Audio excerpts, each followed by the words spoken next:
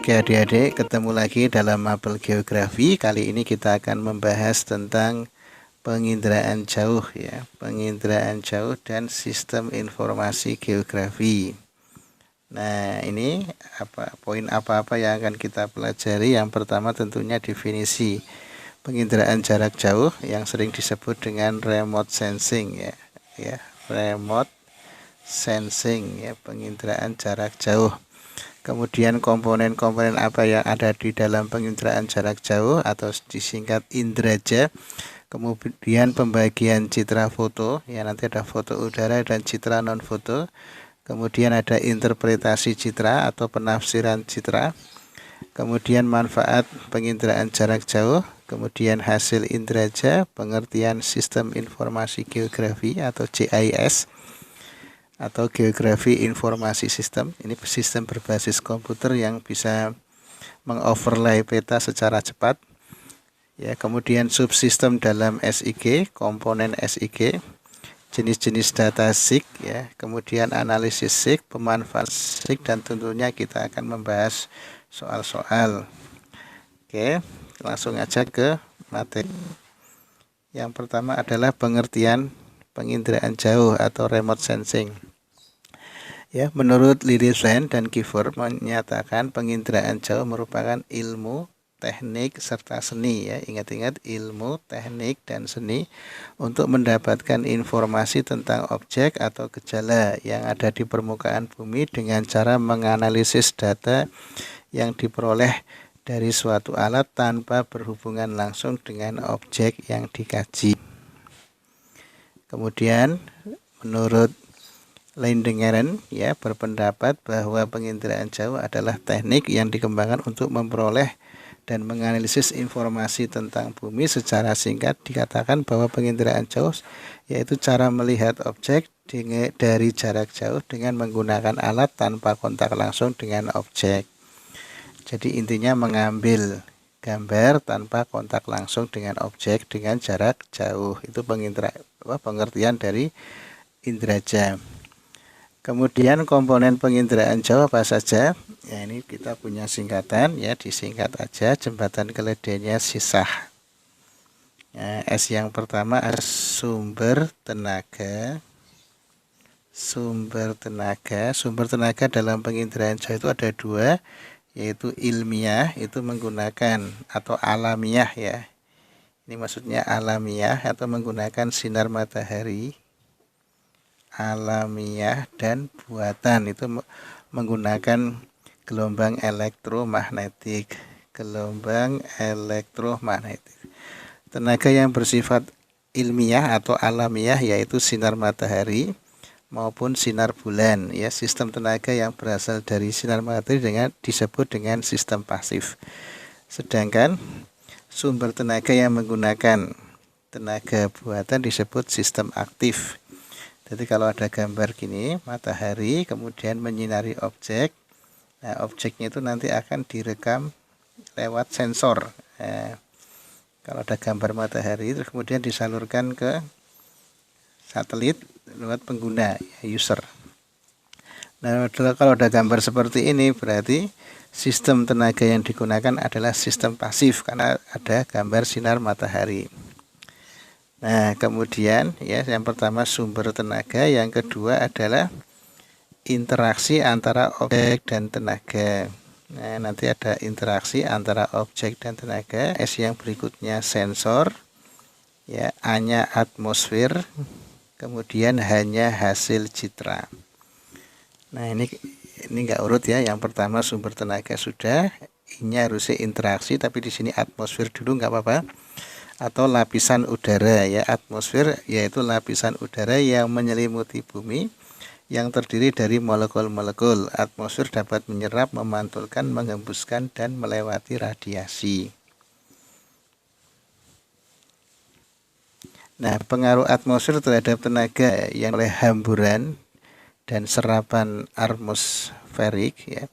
Hamburan atmosfer yaitu penyebaran arah radiasi ya, oleh partikel yang tidak dapat diperkirakan. Ini ada beberapa hamburan. Ada hamburan Rayleigh yang mengatakan bahwa hamburan ini penyebab utamanya adalah kabut tipis pada citra. Kemudian hamburan Mie. Hamburan ini terjadi garis tengah oleh partikel atmosfer sama dengan gelombang yang diindra. Sebagai penyebab utamanya adalah uap air dan debu. Kemudian hamburan non-selektif, yaitu berupa hamburan yang lebih panjang dari gelombang indra oleh manusia. Kemudian I-nya interaksi antara tenaga dan objek. Ya, interaksi antara tenaga dan objek itu adalah mempunyai karakter yang berbeda dan memantulkan atau memancarkan gelombang. Objek daya tampulnya tinggi terlihat cerah, ya diingat-ingat kalau daya pantulnya tinggi itu cerah, sedangkan objek dengan daya pantulnya rendah seperti air itu mempunyai rona gelap pada citra. Kemudian sensor, ya sensor itu kata kuncinya adalah alat untuk merekam, ya alat yang dipasang pada wahana. Wahana itu adalah kendaraan yang membawa sensor, ya kendaraan yang membawa sensor, ya tadi sensor adalah alat perekam yang berfungsi sebagai perekam atau pemantau objek di permukaan bumi yang sedang diteliti. Berdasarkan proses perekamannya, sensor dibagi dua, yaitu sensor fotografik, yaitu sensor berupa kamera yang bekerja pada spektrum tampak mata dan menghasilkan foto citra. Nah, kemudian ada sensor elektromagnetik. Apa sensor elektromagnetik? Yaitu sensor yang bertenaga elektrik yang berbentuk sinyal elektrik yang beroperasi pada spektrum yang lebih luas, yaitu dari sinar X sampai gelombang radio dan menghasilkan foto atau citra. Kemudian citra, ya citra itu hasil ya fotonya, ya gambaran, ya hasil gambarannya. Citra itu gambaran. Citra adalah gambaran suatu objek yang tampak pada cermin melalui lensa. Citra dibagi menjadi dua, yaitu citra foto yang disebut dengan foto udara. Ya, citra foto sama dengan foto udara. Kemudian ada citra non foto yang disebut dengan citra satelit. Nah, citra foto yaitu gambaran suatu objek yang dibuat dari pesawat udara sebagai pemotret. Sedangkan non foto adalah gambaran suatu objek yang diambil dari satelit. Jadi lebih tinggi citra non foto, tapi nanti kenampakannya lebih luas, sedangkan foto udara pemotretannya rendah tetapi penampakannya sempit, ya daerah yang difoto sempit. Kemudian pembagian citra ya dibagi menjadi beberapa. Yang pertama berdasarkan spektrum elektromagnetik. Yang pertama adalah foto ortokromatik, ya citra foto yang proses pembuatannya menggunakan spektrum sinar warna biru, ya dengan sampai warna hijau. Warna biru itu berarti 0,4 mikrometer sampai 0,6 mikrometer. Kemudian sinar foto ultraviolet, ya proses pembuatannya menggunakan spektrum ultraviolet. Ini bisa untuk memfoto misalkan pantai yang tercemar oleh minyak, ya pantai tercemar minyak bumi, ya nanti bisa pakai foto ultraviolet. Kemudian foto pankromatik, yaitu citra foto yang proses pembuatannya menggunakan sinar tampak, ya Magico Hibinium, ya dengan panjang gelombang 0,4 sampai 0,7 mikrometer. Kemudian ada inframerah asli, yaitu citra foto yang pembuatannya menggunakan inframerah. Nah, ini bisa mengetahui vegetasi atau tanaman yang terkena penyakit. Vegetasi terkena penyakit. Kemudian ada inframerah modifikasi, yaitu foto yang proses pembuatannya menggunakan spektrum inframerah dekat dan sebagai spektrum tampak pada saluran merah dan sebagian saluran hijau. Nah, kemudian kita lihat ini spektrum gelombang elektromagnetiknya, yaitu ada sinar gamma kurang dari 0,3 nanometer, sinar X 3 kali 10 ya, pangkat min 6 sampai 0,01 mikrometer. Ini ultraviolet tadi 0,01 sampai 0,4 mikrometer.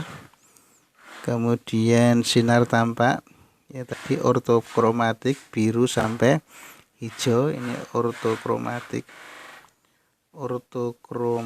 Kemudian sinar tampak itu pankromatik ya, pankromatik. Kemudian inframerah itu bagi-bagi, ada inframerah dekat, inframerah tengah, inframerah jauh.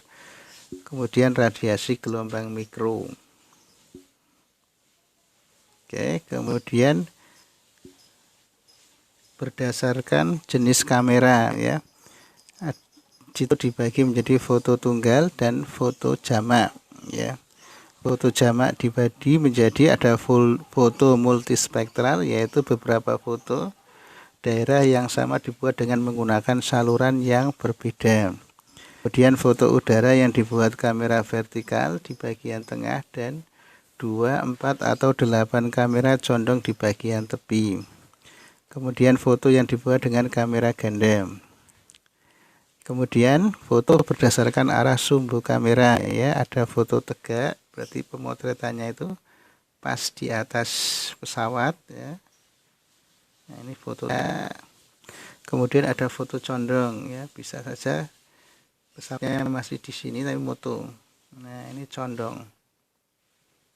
Nah, motonya moto daerah sini. Kemudian foto berdasarkan wahana atau tadi nama lainnya adalah kendaraan atau yang digunakan alat yang digunakan untuk memfoto, yaitu ada foto udara. Wahananya ada foto udara, ada foto satelit. Kemudian berdasarkan citra non foto atau disebut dengan citra satelit, dengan cara pemotretan dari luar angkasa melalui satelit ya. Citra non foto dapat dibedakan berdasarkan yang pertama spektrum gelombang elektromagnetik ya, ada citra radar. Kemudian ada gelombang mikro. Kemudian ada citra inframerah. Kemudian citra non foto berdasarkan sensor ya. Tadi sensor itu alat perekam. Ada citra tunggal, ada citra multispektral. Kemudian wahana yaitu kendaraan yang dibawa untuk membawa sensor, itu kendaraan yang membawa sensor itu ada citra satelit dan citra dirgantara. Nah, kemudian interpretasi citra ya. Interpretasi itu penafsiran citra. Penafsiran citra. Hal yang penting dalam kegiatan menginterpretasikan citra adalah pengamat citra atau unsur interpretasi. Yang pertama, unsur-unsur interpretasi atau penafsiran citra ya. Yang pertama rona atau warna ya. Kalau rona itu gelap terangnya suatu foto, kalau warna itu warnanya ya. Rona itu tingkat gelap atau kecerahan objek pada citra. Warna adalah wujud yang tampak oleh mata dengan menggunakan spektrum sempit. Cara pengukuran warna yaitu dengan atau integral atau menyeluruh. Kemudian tekstur ya. Tekstur itu halus kasarnya suatu foto. Ini halus kasarnya suatu foto. Jadi kalau foto diamati itu ada yang penampakan halus. Ini halus kasarnya suatu foto. Halus kasarnya foto. Misalkan hutan ya, hutan kalau dilihat dari atas, kenampakan atas, maka teksturnya kasar. Tekstur kasar ya, karena ada yang tinggi, ada yang rendah. Kalau sawah kalau dilihat dari atas, maka teksturnya halus karena seragam. Tekstur halus. Kemudian ada bentuk ya, ada bentuk bangunan bentuknya huruf I, ada yang bentuknya huruf L, ini bentuk. Ya, dia membuat bentuk bangunan. Kemudian ukuran ya, ada yang besar, ada yang kecil. Pola itu alur. Misalkan pola pemukiman dekat jalan itu linier. permukiman di dekat sungai itu juga linier. Nah, ini kayak di Kalimantan. Kemudian asosiasi, yaitu keterkaitan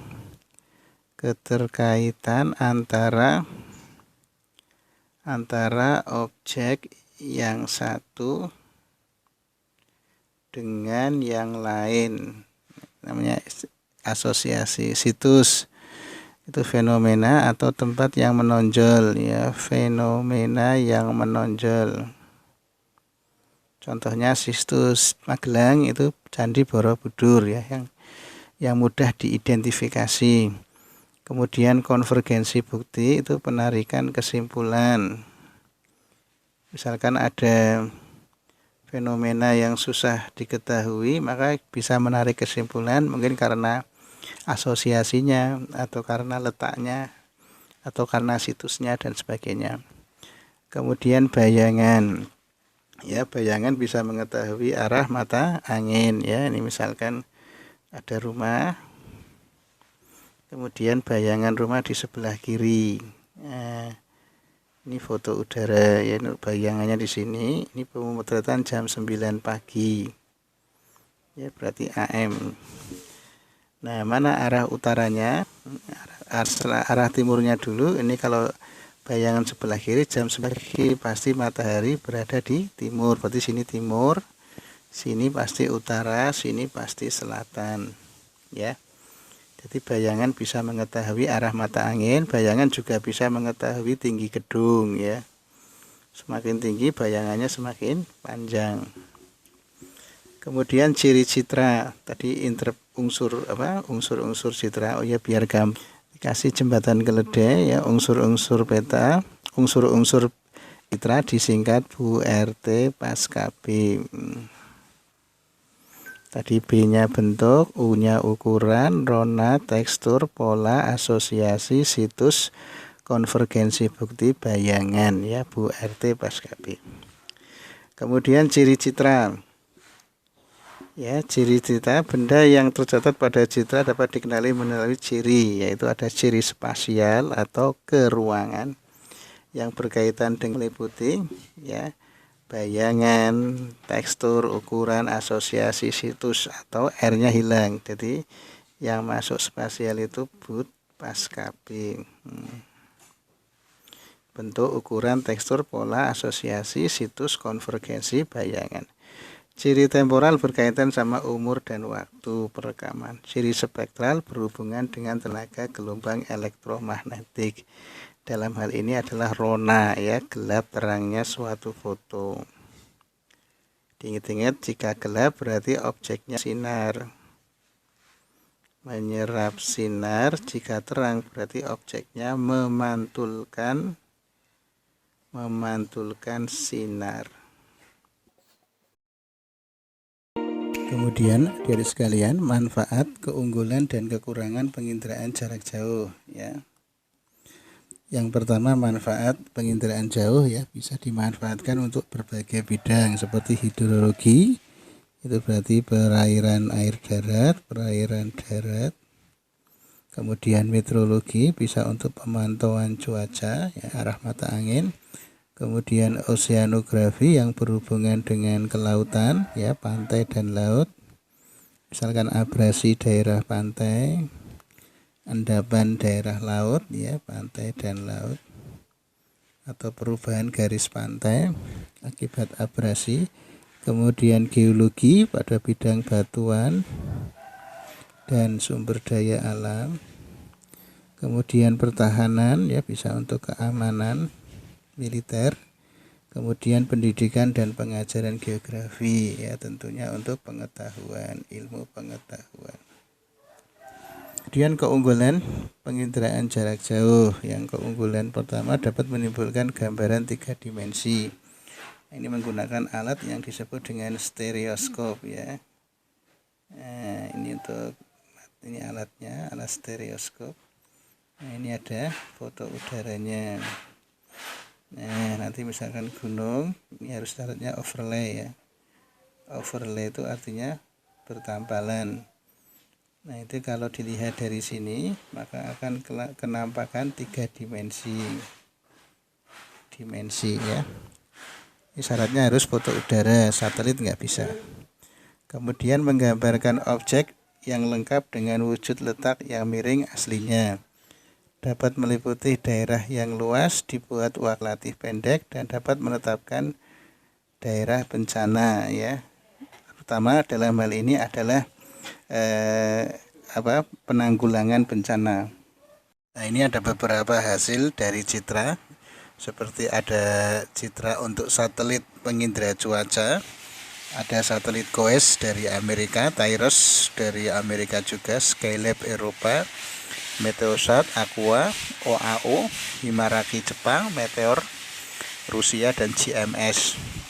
Kemudian ada satelit sumber daya alam ya, seperti SPOT ya, buatan ANSYS, Landsat buatan Amerika Serikat, kemudian ada Siasat ya, Siasat Amerika Serikat, MOS, Luna, ERS, Soyuz. Ada satelit komunikasi juga. Nah, ini Indonesia punya satelit Palapa, punya Indonesia. Kemudian Garuda juga punya Indonesia, Telkom, untuk satelit komunikasi. Kemudian ada satelit pengindra planet ya, ada Viking, ada Ranger ya, Ranger sih. Kemudian Luna dan Vanessa. Kemudian ada satelit militer ya, seperti Cosmos, Big Bird, Cinasat, Baskara, ini punya Indonesia. Baskara punya Indonesia. Nah, kemudian SIG. SIG itu adalah Sistem Informasi Geografi atau GIS. Merupakan suatu sistem komputerisasi yang bertujuan menyintesis, menganalisis, dan menyajikan kembali data-data dalam bentuk yang lebih mudah dipahami. Data yang diolah dalam SIG berupa data spasial atau grafis dan data atribut atau data ini data keruangan ya, nama lain spasial. Kemudian atribut itu data penjelas, di mana keduanya saling terkait ya. Kemudian subsistem SIG yang pertama, masukan atau input. Masukan atau input bertugas mengumpulkan dan mempersiapkan data geografi dari berbagai sumber. Secara garis besar, data dibagi dua tadi, data spasial atau grafis dan data atribut atau data penjelas. Adapun sumber data dibagi dari tiga, yaitu ada data lapangan atau terestrial, yaitu yang diperoleh langsung dari pengukuran lapangan. Kemudian data peta, data berupa peta yang dan harus dikonversi dalam bentuk digital. Kemudian data penginderaan jarak jauh yang diperoleh dari penginderaan jauh atau satelit. Kemudian yang kedua adalah subsistem pengolahan dan penyimpanan. Ini masuknya proses. Ya, merupakan proses memanggil, memanipulasi, dan menganalisis data yang disimpan dalam komputer secara cepat dan akurat. Ya, berikut ini macam analisis data ya, ada analisis lebar, contoh tepian sungai, analisis penjumlahan aritmatik, analisis garis dan bidang. Kemudian subsistem yang ketiga adalah subsistem keluaran atau output atau penyajian atau display. Ya, merupakan subsistem penyajian sebagian atau semua data dari hasil manipulasi data, baik dalam bentuk tabel, grafik, peta elektronik, dan peta rupa bumi. Jadi ada tiga, ada subsistem input, masukan, kemudian proses, analisa, kemudian yang terakhir adalah subsistem keluaran atau output. Nah, komponen SIG itu dibagi menjadi tiga. Yang pertama adalah perangkat keras atau hardware.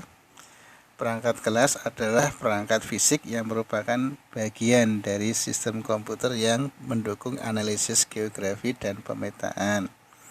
Perangkat keras tersebut antara lain ada digitizer, yaitu alat yang mengubah data terestris atau disebut dengan data lapangan menjadi data digital ya, data komputer. Kemudian ada plotter untuk mencetak besar, kemudian printer untuk mencetak ukuran kecil, peta ukuran kecil, kemudian CPU processing unit ya, itu otaknya komputer. Kemudian ada visual display unit ya, display unit atau monitor, layar monitor untuk menayangkan hasil pemrosesan CPU. Nah, kemudian ada disk drive ya, bagian CPU yang menjalankan program. Kemudian ada tape drive, bagian CPU yang menyimpan data hasil pemrosesan.